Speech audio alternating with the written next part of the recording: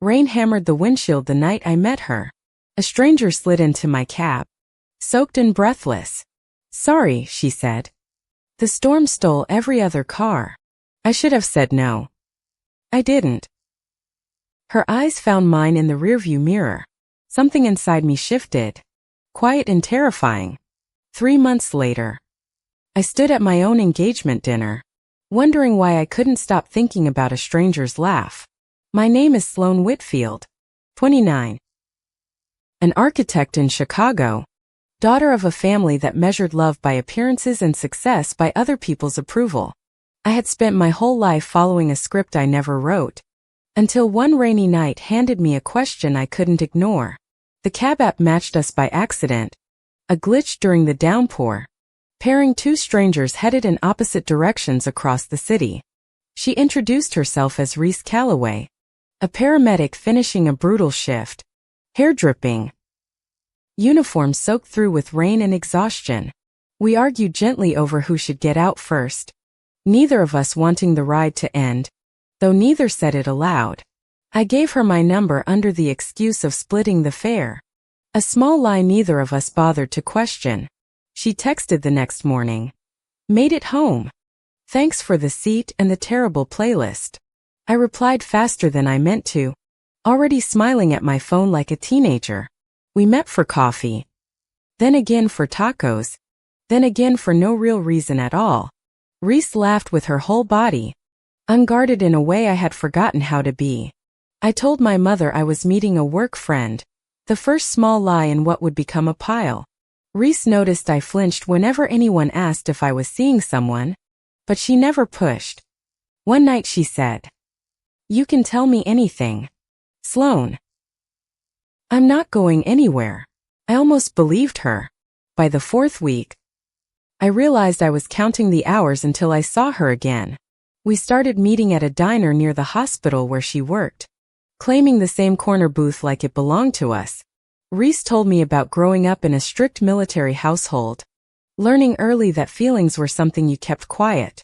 I told her about my father's firm, about the corner office waiting for me if I married the right kind of man. She asked what right kind of man meant, and I had no honest answer, only a practiced shrug.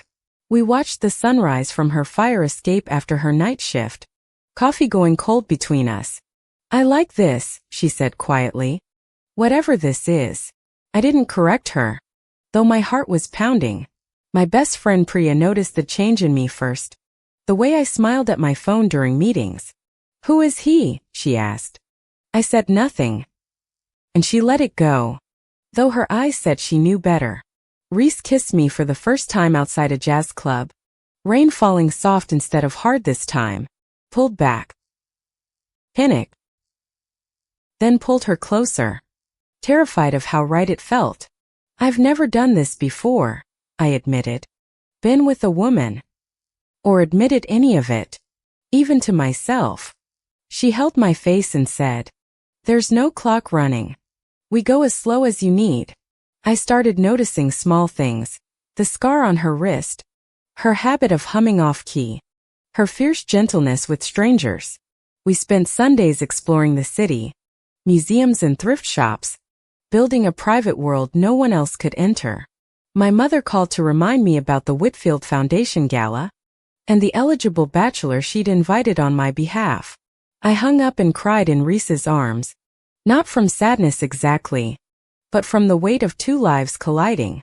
"You don't have to decide anything tonight," she said, though I could see the question already forming behind her eyes. At work, I designed a community center by day and drove across town to see her by night, living in two selves. Reese introduced me to her partner at the station, Danny, who studied me a beat too long before smiling knowingly. "She talks about you," Danny said later, out of earshot. First time in years I've seen her this happy. I felt the truth settle in my chest, warm and undeniable, even as fear coiled right beside it. We celebrated 3 months with a picnic in Lincoln Park, and I let myself believe, briefly, that this could last. Reese asked if she could meet my family someday. I laughed too quickly and changed the subject. That night she went quiet, staring out the window, and I understood I had hurt her without meaning to. "I'm not ashamed of you," I said. "I'm ashamed of what happens if they find out." She nodded, but something guarded returned to her eyes that hadn't been there before. I started rehearsing conversations with my mother in the shower, in the car, in the mirror. Never brave enough to have them. Reese's schedule shifted to nights, and our stolen mornings became the only time that felt fully ours. I photographed her sleeping once, sunlight across her shoulder, and realized I wanted to keep her permanently. Foolishly, my father mentioned James Coleman again at dinner, son of his business partner, perfect for the firm's future. I smiled and nodded. The old reflex. While my phone buzzed with a text from Reese I couldn't answer at the table. Later I told her about James, watching her jaw tighten as she tried to look unbothered. "Are you going to marry him?" she asked. Half joking, half not. I said, "Of course not, too fast." We fought for the first time that week. Small and sharp. About nothing and everything at once. I apologized with flowers stolen from my own office lobby, and she laughed despite herself, forgiving me too easily. "I just need you to choose us. Eventually," she said. "Not forever. Just eventually." Promised I would. Meaning it in the moment. Unsure if I had the courage to keep it. We spent a weekend in Michigan. Away from the city. Away from names and expectations. Just the lake and each other. Reese taught me to skip stones. I taught her the proper term for a flying buttress. We laughed until we cried. "I could stay in this cabin forever," I said. "Me too," she answered. But the world's still out there. Monday. Driving home. I felt the old anxiety creep back in with every mile closer to the city. My mother texted asking me to bring a date to the gala. I stared at the message for an hour. I didn't tell Reese about the invitation right away. A silence that would cost me later. Instead I asked her to dinner at my favorite rooftop restaurant, wanting one more night of just us. She wore a green dress that made my breath catch, and for a moment nothing else in the world mattered. "I love you," I said, the words slipping out before I could stop them. Terrified and certain all at once, Reese said it back. "I love you too," and for one perfect night I forgot every fear I carried. 2 days later. My mother called. Voice sharp. "Someone saw you. At a restaurant. With a woman." My stomach dropped as she listed details only a family friend could have noticed and reported. "It's not what you think," I lied. The words tasting like ash even as I said them. She demanded I come home for dinner, her tone leaving no room for refusal or delay. I told Reese I needed a few days to handle family stuff, and watched her face carefully shut down. "That's what you always say," she said. "Family stuff. Like I'm the thing you're hiding. Not loving." I didn't have an answer.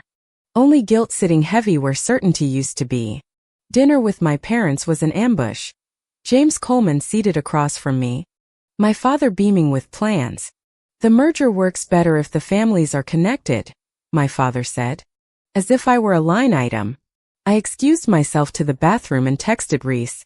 "I'm sorry. I'm scared. Please don't give up on me." She didn't reply that night, and I drove home in silence, replaying every choice that led me here. At work, a senior partner made an offhand joke about female architects and their emotions, and I stayed silent. Again. I realized how much silence I had built my whole life on. Brick by careful brick. Reese finally called 3 days later. "I need space," she said. "Not from you. From being your secret." I begged her to reconsider, but she was firm, kind, and devastatingly right about everything. The following weeks blurred together. Work filling the space where she used to be. My brother Caleb noticed my exhaustion and asked, gently, if I was okay. I almost told him everything. "You can talk to me," he said. "I'm not Mom." Something in his voice made me believe him. I confided in him one night. the whole truth spilling out after years of careful containment. He was quiet for a long moment, then said, "I've known since we were kids. I just wanted you to say it." His acceptance cracked something open in me. Relief and grief tangled together at once. "Does that mean you'll help me?" I asked. "With Mom and Dad?" He hesitated, then nodded slowly.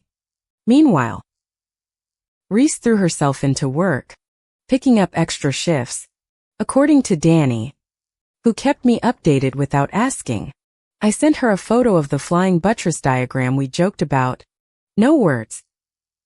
Just a small olive branch. She didn't respond for 2 days, then sent back a single word, "Coward." It shattered me because it was true. I realized I'd been asking her to wait indefinitely while I protected everyone's comfort but hers. To the office. James asked me to the gala directly, clearly briefed by our parents on the arrangement. I said I'd think about it, hating myself for not saying no immediately and completely. Caleb pushed me. "What are you actually afraid of? Mom's reaction? Or losing the life you know?" I didn't have an honest answer. Only the familiar tightness in my chest that came whenever I tried to find one. I drove to the fire station unannounced, waiting outside until her shift ended, rehearsing words that still weren't ready. When she saw me, her face flickered between hope and hurt before settling on careful distance. "I'm not here to ask you to wait," I said. "I'm here to tell you I'm done hiding." She crossed her arms. "Talk is easy, Sloan. I've heard promises before, from people who didn't keep them." I understood then that this wasn't only about my family, it was about every person who'd made her feel disposable. "I can't erase that," I said. "But I can show you I'm different, if you'll let me try." She didn't answer, only looked at me for a long moment before walking back inside without a word. I left, unsure if that silence meant hope or an ending, and either possibility terrified me equally. That night my mother called again about the gala, and for the first time, I let myself say no. "I'm not bringing James," I said, "and I need to tell you something important. In person. Soon."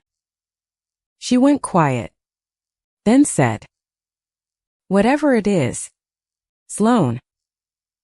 Some things are better left unsaid," and hung up. Her words lodged in my chest like a splinter, proof of exactly what I'd always feared she believed. I spent that weekend redesigning my life on paper the way I design a building: foundation first, then walls, then light. I realized the gala, the one event my mother cared most about, was the exact place I needed to be honest. Not to punish her, but because hiding had cost me the one person who made me feel entirely myself. Called James directly, surprising him, and asked to meet for coffee before the gala to clear the air. He looked nervous when he arrived, twisting his cup between his hands like he expected bad news. "I need to tell you something," I said. "I'm gay. I can't be the wife our parents planned." He exhaled, relief washing visibly over his face. "Thank God," he said. "I'm gay too. I didn't know how to tell mine." We laughed, half in shock, half in solidarity. Two people trapped in the same elaborate lie for years. "We could still go to the gala together," he said. "As friends. Buy ourselves both some cover. And some time." I agreed, grateful for an unexpected ally in a room I'd been dreading facing alone. That same week, Priya finally cornered me at work. Arms crossed. "You've been distant. What's really going on, Sloan?" I told her everything, bracing for judgment that never came, only her arms pulling me into a fierce hug. "I always wondered," she admitted. "I just didn't want to push before you were ready to say it." Her support gave me courage I didn't know I still needed. A small crack of light in a heavy season. I tried Reese's number again, and this time she picked up, though her voice stayed guarded and tired. "I miss you," I said simply. "Not the idea of you. All of it. The stubborn, difficult, Really you? She was quiet. Then admitted. I'm scared too. Sloan. I had someone leave me for the same reasons before. Her ex-fiancé. She explained. Had chosen her parents' approval over their engagement 2 years earlier. Without warning. I've been waiting for you to do the same thing, she said. It felt easier to leave first. Understanding flooded through me. The shape of her fear finally visible. Finally something I could actually address. I'm not her, I said. And I know saying that means nothing without proof. So let me prove it. She agreed. Cautiously. To one more conversation. No promises beyond that single evening together. We met at the diner where it all began. The same corner booth. The same nervous energy between us. I'm coming out at the gala, I told her. To everyone. My parents. The board. The whole city if it comes to that. Her eyes widened. Sloan. That's not small. Are you sure you're ready for whatever happens after? No, I admitted. But I'm more sure of that than I've ever been sure of hiding. She reached across the table and took my hand. The first time she'd touched me in weeks. I'm not asking you to come, I said. I know I hurt you. I just wanted you to know. She squeezed my hand tighter. Try and stop me, she said. And something in my chest finally unclenched. 2 nights before the gala. My father called me into his study. His expression unusually careful and measured. I know about the restaurant, he said. I had you followed. I needed to protect the merger. Sloan. The betrayal landed like a physical blow. Worse somehow than my mother's earlier calls had been. You spied on me, I said. Voice shaking. Because a business deal mattered more than who I actually am. He didn't deny it. Only stared at his hands, unable to meet my eyes across the desk. The Coleman merger saves 300 jobs at the firm, he said quietly. I did what I thought was right. There were other ways, I said. You just didn't look for them. Because this one was easier for you. I walked out without waiting for an apology. Unsure if one was even coming. Reese was waiting outside in her car. Having sensed somehow that I'd need her that night. I climbed in and cried harder than I had in years. All the accumulated weight finally breaking loose. You don't owe them a performance, she said. Whatever you decide to say Saturday, say it for you. The morning of the gala. My mother appeared at my apartment door. Unannounced. Holding an old photograph. I showed her. Decades younger. Arm in arm with another woman. Both of them laughing at the camera. Her name was Diane, my mother said softly. We were inseparable. Until my parents made it impossible to continue. I stared at her. Done. A version of my mother I had never once been allowed to see. I let them talk me out of a life, she said. I've regretted it. Quietly. For 30 years. Then why push me toward James? I asked. Why make me repeat your same mistake? Because I was afraid, she admitted. Afraid of losing you the way I lost everything I actually wanted. Her honesty didn't erase the pain. But it cracked open a door I hadn't expected to find. I still have to do this tonight, I said. Come out. Publicly. With or without your blessing. She was quiet for a long moment. Then said, I'll be there. In the front row. This time. I didn't know if that meant support or simply obligation. But I chose to hope it meant the former. That evening. I put on the deep blue dress Reese had once said matched the color of honesty. And I drove to the gala alone. The ballroom glittered with 300 guests. Chandeliers throwing gold light across tables draped in white linen. My father found me near the entrance. His expression unreadable. James at his side wearing a knowing, steady smile. Ready, James whispered. Together. If you want. I nodded. Grateful not to face the room entirely alone. The Foundation's board chair called me up early for a scheduled speech about the community center project. I climbed the small stage. my prepared notes suddenly feeling like someone else's words entirely. I set the notes aside and looked out at the crowd, searching until I found my mother's face. I was going to talk about architecture tonight. I began, my voice steadier than I expected it to be. Instead, I want to talk about foundations, the kind you build a life on, not just a building. I told them about growing up learning to hide pieces of myself to keep everyone else comfortable. Gasps rippled through the crowd as I said the word gay aloud, publicly. For the first time in my life, I saw my father's jaw tighten, saw whispers start at nearby tables, saw James reach for my hand in solidarity.